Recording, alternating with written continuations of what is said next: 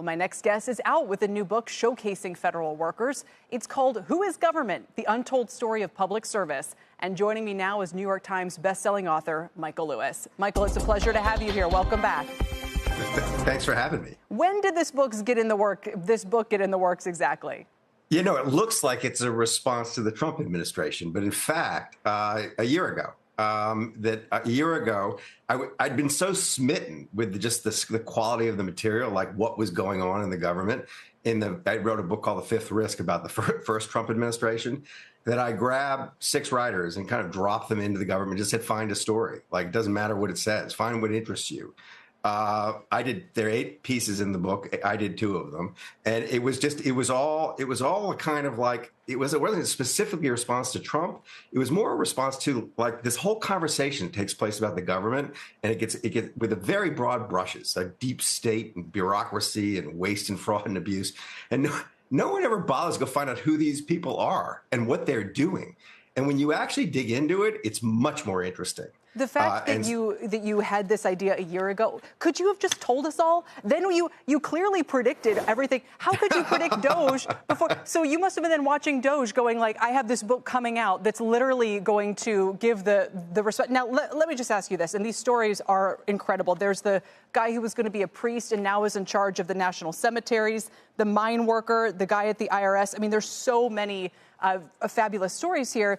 What would you say, though, to people who read the book and they go, that's great that these people are as amazing as they are, but we all know that probably doesn't describe everyone throughout the government? So I'm sure it doesn't. Like, I'm sure in a $7 trillion enterprise, there's some waste.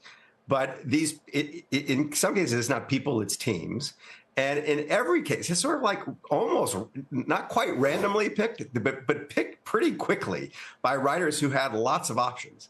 I mean, I think that this is you're mistaken if you want to think of the person who goes to work in the federal government as someone who just doesn't want to work. That's the wrong mental portrait.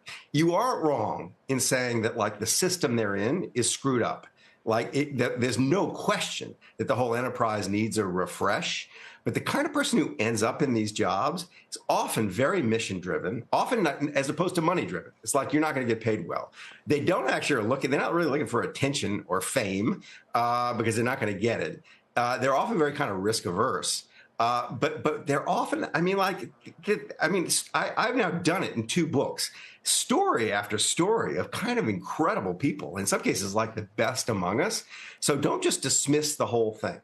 I'd say that this tendency to sort of like point at the workers and say, oh, they're the problem, or we're going to vilify them, is exactly the wrong approach to fixing it. It's no question things need to be fixed, but it isn't actually the fault of the civil service. Yeah. It's more the fault of the political process that sits on top of the civil service. Or people might say it's more kind of by definition a monopoly. None of these people work at the DMV. I'm just saying, I'm sure that you could have found someone who does. But so the DMV is not the federal government. The DMV is a state government. So I'm sorry. There's a good example of our ignorance of the federal government, right? You're right. People think the DMV. You're right. And here's another one. I mean, this is just, I'm not here. I don't want to pay taxes any more than the next person. But when I found out what my tax dollar was going to, felt a lot better about it. And it's like there's this notion alive in the land that this is out of control growing workforce. It's actually smaller than it was 50 years ago in relation to the population. It's stuck at 2.3 million public servants for the same population. I mean, there's just like these kind of falsehoods that are thrown around about it. And if you anchor the conversation in specific people doing specific things, it just becomes a different conversation. It just becomes more real.